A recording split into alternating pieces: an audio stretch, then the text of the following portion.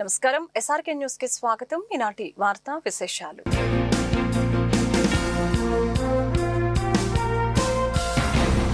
YCP అధినేత జగన్మోహన్ రెడ్డి అధికారంలో ఉన్నప్పుడు దారుణ ఘటనలతో రోజులు గడిపారని టీడీపీ గుంటూరు జిల్లా అధ్యక్షులు పిల్లి మాణిక్యరావు అన్నారు. గుంటూరు అరండలపేటలోని తెలుగుదేశం పార్టీ జిల్లా కార్యాలయంలో మంగళవారం టీడీపీ రాష్ట్ర కార్యదర్శి కనపర్తి శ్రీనివాస్ తో కలిసి మాణిక్యరావు మాట్లాడారు. దళితుల్ని జగన్ హీనంగా చూశారని, 2021 కరోనా సమయంలో మాస్క్ కోసం ప్రశ్నించిన డాక్టర్ సుధాకర్ పై మతిస్థిమితం లేదని ముద్ర వేసి చంపారని ఫైర్ అయ్యారు. చంద్రబాబుపై అంబటి ఇష్టానుసారంగా మాట్లాడితే సహించేది లేదని హెచ్చరించారు. చంద్రబాబు అంటే విజనరీ అంటే చంద్రబాబు అని పేర్కొన్నారు.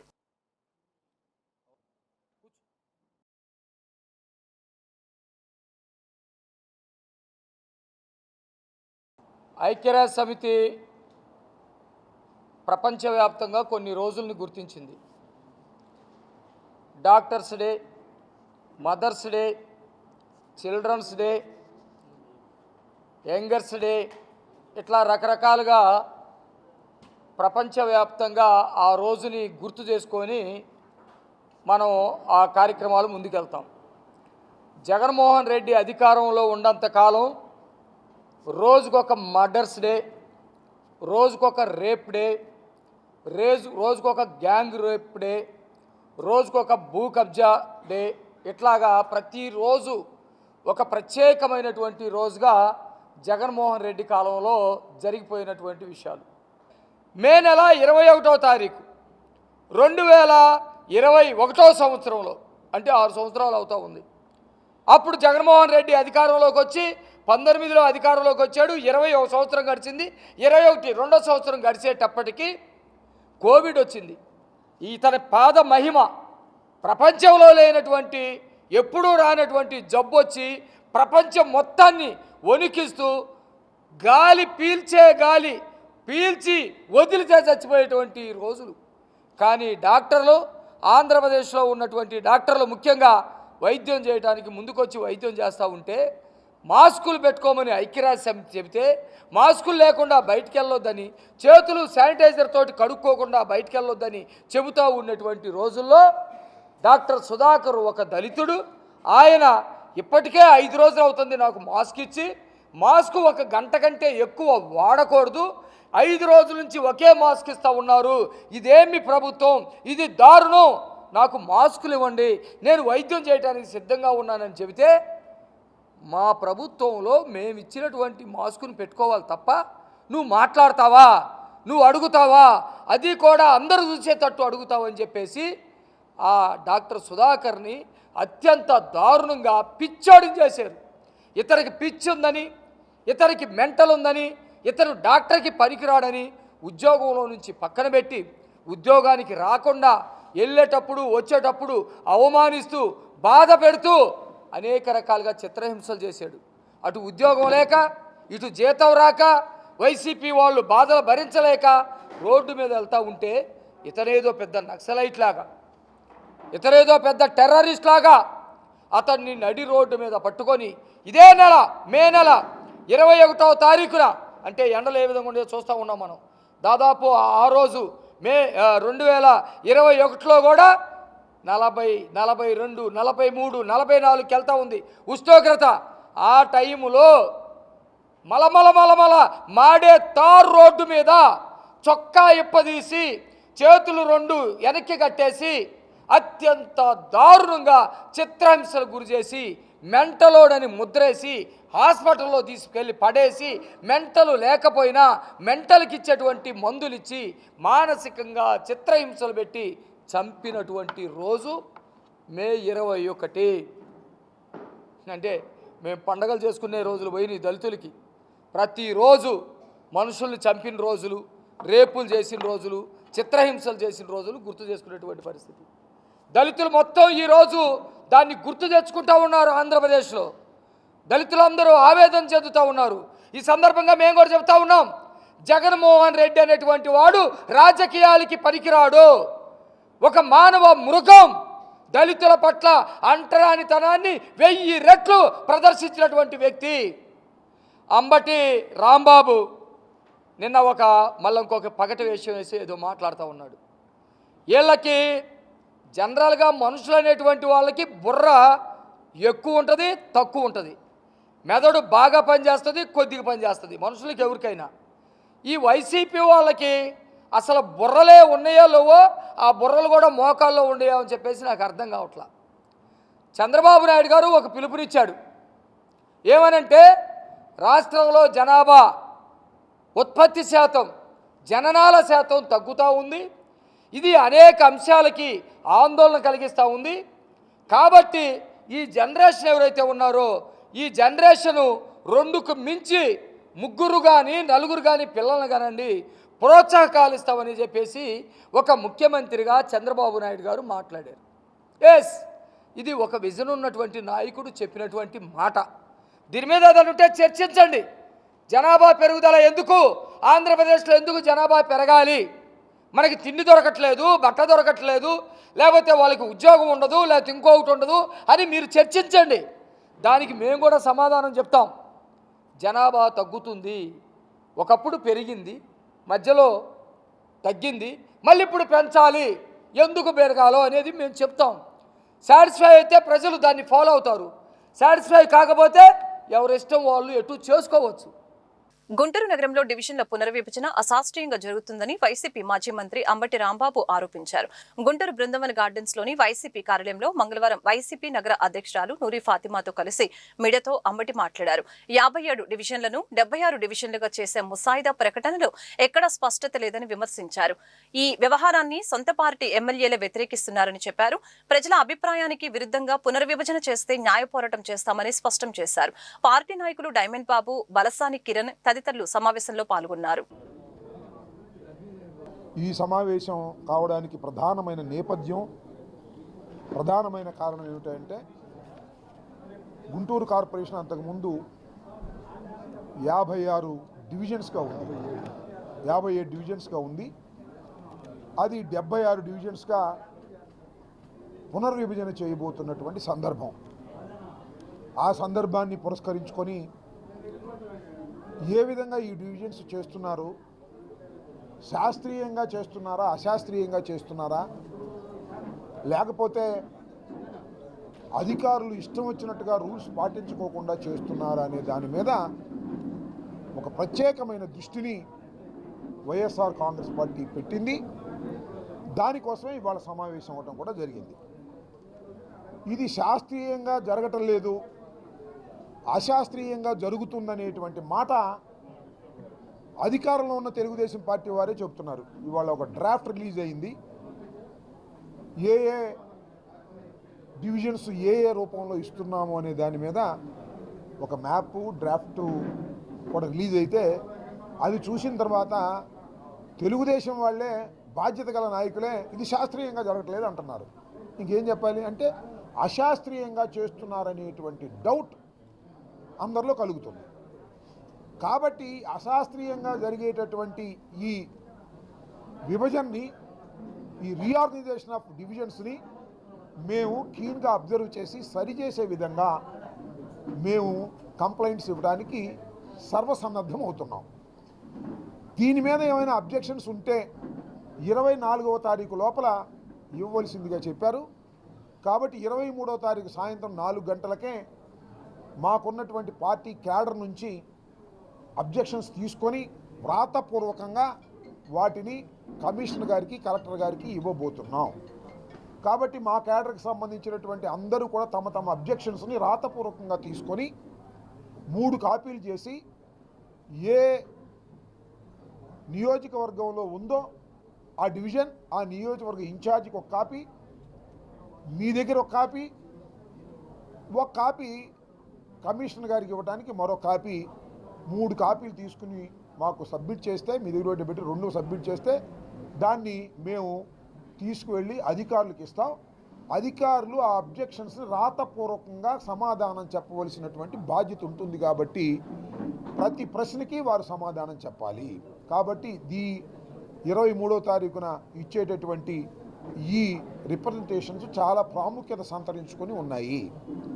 రెండో అంశం ఏంటంటే మా క్యాడరే కాదు, ఎవరైనా పౌరులు ఇదిగో ఈ డివిజన్ సరిగా చేయట్లేదు, అశాస్త్రీయంగా చేస్తున్నారు అనేటువంటి భావన ఎవరికైనా ఉన్నా మాకన్నా ఇవ్వచ్చు, కమిషనర్ గారి కన్నా కలెక్టర్ గారి కన్నా ఇవ్వచ్చు. మాకు ఇస్తే మేము తీసుకెళ్ళి ఇస్తాం, కలెక్టర్ గారికి డైరెక్ట్గాను కమిషనర్ గారికి ఇస్తే వాళ్ళు రసీదు ఇస్తారు.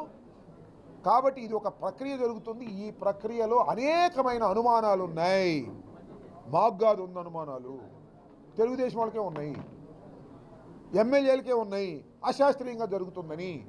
కాబట్టి శాస్త్రీయంగా జరిగేంత వరకు దీన్ని క్లీన్గా అబ్జర్వ్ చేసి ముందుకు తీసుకువెళ్ళే కార్యక్రమం చేస్తాం. మా వైఎస్ఆర్ కాంగ్రెస్ పార్టీ క్యాడర్ని, నాయకుల్ని ఈ అబ్జెక్షన్స్లో ఇన్వాల్వ్ చేస్తున్నాం. అదేవిధంగా పట్టణంలో ఉన్న పౌరులు ఎవరైనా ఎన్జిఓస్ కూడా ఉన్నా కూడా ఇవి తీసుకెళ్ళి అబ్జెక్షన్స్ని కలెక్టర్ గారికి, కమిషనర్ గారికి ఇవ్వచ్చు, లేదా మాకు ఇచ్చినా మేము సబ్మిట్ చేస్తామని ఈ సందర్భంగా తెలియపరుస్తున్నాం. నిన్న కార్పొరేషన్ ద్వారా మరి 57 వార్డులని 76 వార్డులుగా ఏ విధంగా విభజించారో మనం చూస్తున్నాము. దీంట్లో ఈరోజు ముఖ్యమైన సమావేశం పెట్టుకొని ఎక్స్ కార్పొరేటర్స్ అందరితో, అలాగే ముఖ్య నాయకులు 1 టౌన్ 2 టౌన్ అలాగే పత్తిపాడు నియోజకవర్గానికి సంబంధించిన ప్రతి ఒక్కరితో కూడా ముఖ్య నాయకుల్ని పిలిపించి ఏ విధంగా వాళ్ళ దగ్గర ప్రతి ఒక్కరి దగ్గర బ్లూ ప్రింట్ ఉందో, అలాగే వాళ్ళ దగ్గర ఏ బౌండరీస్ అంటే నార్త్, ఈస్ట్, సౌత్, వెస్ట్ ఏ విధంగా చేశారు, ఎటువైపు ఏ డోర్ నెంబర్ నుంచి ఏ డోర్ నెంబర్ అని చెప్పి ప్రతి ఒక్కటి కూడా వాళ్ళు ఇవ్వడం జరిగింది. కానీ దీంట్లో ఎక్కడా కూడా మీరు చూసుకుంటే స్పష్టతగా ఇవ్వలేదు. ఎంత పాపులేషన్ ఉంది, ఏంటి, ఏ విధంగా విభజించారు, చేశారు, ఏ ప్రక్రియ మీద చేశారు అని చెప్పి కరెక్ట్ అయిన క్లారిటీగా ఇవ్వలేదు. 7 రోజుల్లో అబ్జెక్షన్స్ ఇచ్చారు. ఈ 7 రోజుల్లో మీకు ఏమైనా అబ్జెక్షన్స్ ఉంటుంటే చెప్పమని చెప్పారు. వీళ్ళు ఇచ్చే అంటే కమిషనర్ గారి దగ్గర నుంచి కానీ లేకపోతే జిఎంసీ దగ్గర నుంచి వచ్చిన డేటా కరెక్ట్గా లేకపోతే మేము ఏ విధంగా మాకు అబ్జెక్షన్స్ చెప్పడానికి మాకు ఏ విధంగా అవకాశం ఉంటుందని చెప్పి మేము మళ్ళీ ఇంకొకసారిని కమిషనర్ గారిని కలిసి మాట్లాడదాం అనుకుంటున్నాము. దీని మాత్రం నిజంగా చూసుకుంటే వాళ్ళకు అనుకూలంగా వాళ్ళకి ఏ విధంగా కావాలో ఆ విధంగా చీల్చారు, కానీ ఎక్కడా కూడా జీవో ప్రకారంగా వాళ్ళు చేయలేదు.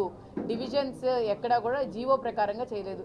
కాబట్టి మేము దీని గురించి అబ్జెక్షన్స్ అన్ని 23న అంబటి రాంబాబు గారు, అలాగే డైమండ్ గారు, అలాగే పత్తిపాడు ఇన్ఛార్జ్ కిరణ్ గారు మేమందరం కలిసి వెళ్ళి మళ్ళీ ఒక రిప్రజెంటేషన్ ఇచ్చి, అలాగే ప్రతి ఒక్క ఎక్స్ కార్పొరేటర్స్ కానీ లేకపోతే ముఖ్య నాయకుల దగ్గర వాళ్ళ దగ్గర ఉన్న అబ్జెక్షన్స్ అవన్నీ తీసుకొని ఖచ్చితంగా కమిషనర్ గారిని కలిసి దీని మీద సమాధానం చెప్పమని చెప్పి కోరుతాము. అలాగే దీని గురించి మరి ప్రజల దగ్గర నుంచి కూడా వాళ్ళ దగ్గర నుంచి కూడా అభిప్రాయాలు సేకరించి వాళ్ళ ముందు తీసుకెళ్తామని చెప్పి తెలియజేస్తున్నాను. వైసీపీ అధినేత జగన్మోహన్ రెడ్డి తమ పార్టీ నాయకులతో కలిసి రాజధాని అమరావతిపై విష ప్రచారం చేస్తున్నారని జీడీసీఎంఎస్ చైర్మన్ వడ్రానం హరిబాబు ధ్వజమెత్తారు. నగరంపాలెంలో మంగళవారం ఏర్పాటు చేసిన మీడియా సమావేశంలో హరిబాబు మాట్లాడారు. రాజధానిలో శరవేగంగా అభివృద్ధి పనులు జరుగుతూ ఉంటే వైసీపీ నేతలు అసత్య ప్రచారం చేయడం సమంజసం కాదని హితో పలికారు.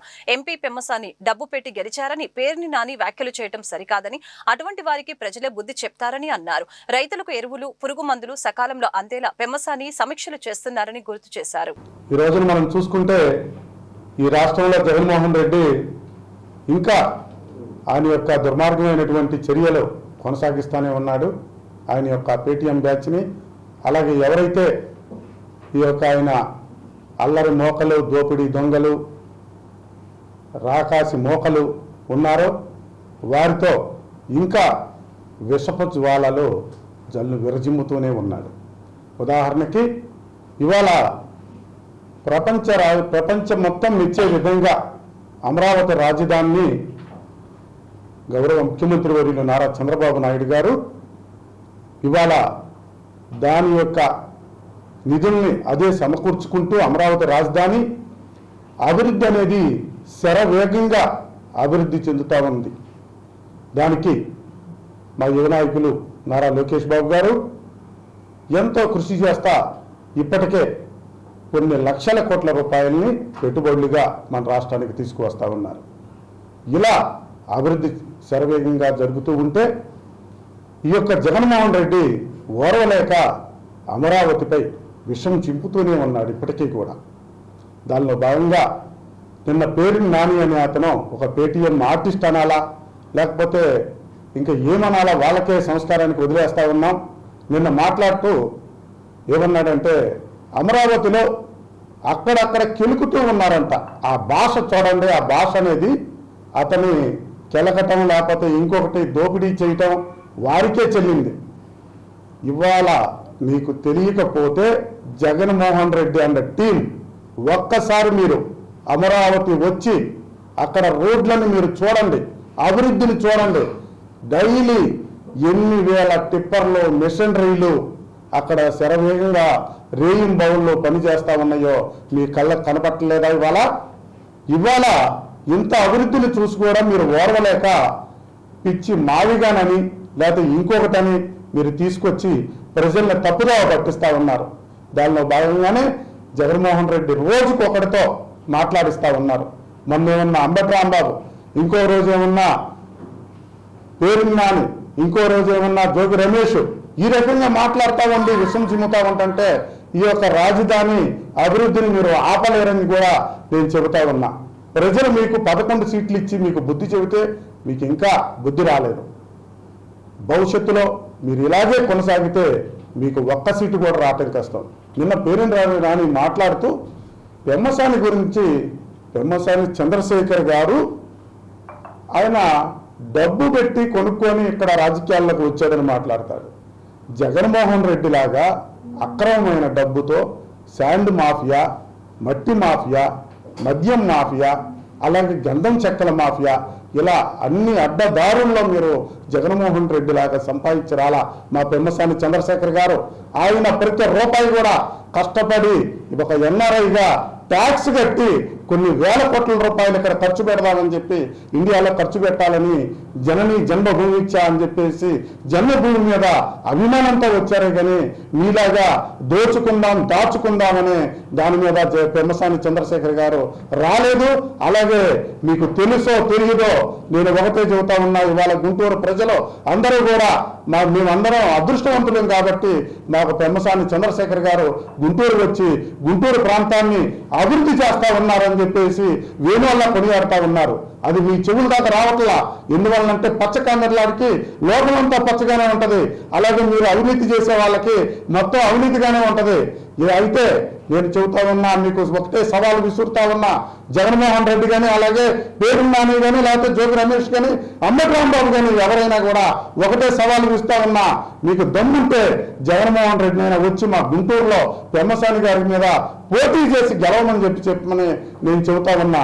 మీకు డిపాజిట్లు కూడా రావు. ఇక్కడ ప్రజలు మీకు చెప్పులతో బుద్ధి చెప్పి పంపిస్తారని కూడా చెబుతా ఉన్నా.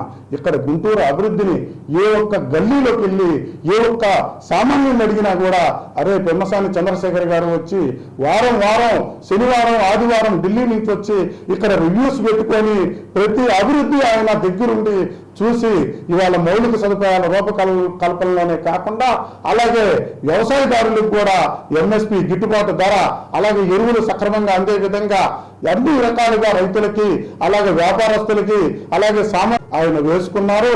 ఇవాళ గుంటూరు ప్రాంతంలో పెమ్మసాని చంద్రశేఖర్ గారి తర్వాత పెమ్మసాని చంద్రశేఖర్ గారి ముందు అనేది ఆయన స్పష్టంగా ఆయన ముద్ర వేసుకున్నారని చెప్పి ఈ సందర్భంగా తెలియజేస్తామన్నా. బుడంపాడు వద్ద పీకలవాగును కలెక్టర్ సీఎం సాయికాంత్ వర్మ మంగళవారం తనిఖీ చేశారు. పీకలవాగు పరిస్థితిని గ్రామస్తులు కలెక్టర్ కు వివరించారు. వాస్తవ ప్రవాహ మార్గాన్ని పక్కకు మరల్చటం వలన గుంటూరు పట్టణం నుండి ప్రవాహం అధికమైనప్పుడు పంట పొలాల్లోకి మురుగునీరు ప్రవహించడమే కాకుండా పంట పొలాలు చౌడు బారుతున్నాయని చెప్పారు. వాస్తవ ప్రవాహ మార్గానికి మళ్లించి రైతులకు ఉపశమనం కలిగించాలని కోరారు. మురుగునీటి ప్రవాహంలో ఆసుపత్రి సిరింజీలు, సూదులు, ఇతర ఆసుపత్రి వ్యర్థాలు సైతం వస్తున్నాయని తెలిపారు.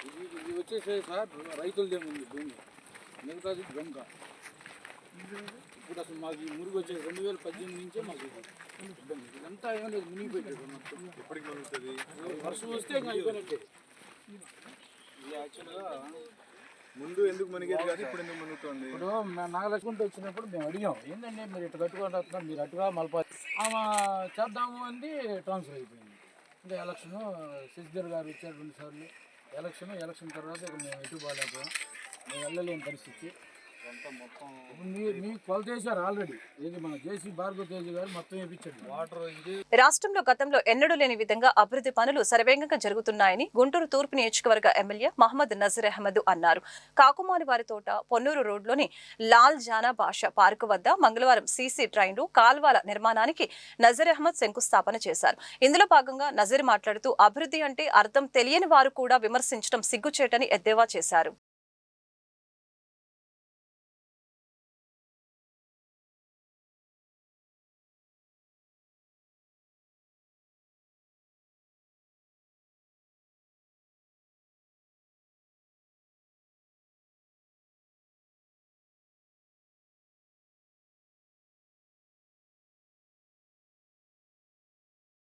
మహిళలకు స్వయం ఉపాధి కల్పించడం కోసం గుంటూరు పశ్చిమ నియోజకవర్గ ఎమ్మెల్యే గల్లా మాధవి మంగళవారం తోపుడు బండ్లు పంపిణీ చేశారు.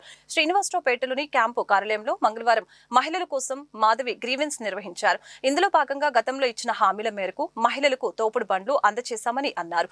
గ్రీవెన్స్ కి వచ్చిన సమస్యల పరిష్కారానికి కృషి చేస్తానని భరోసా ఇచ్చారు.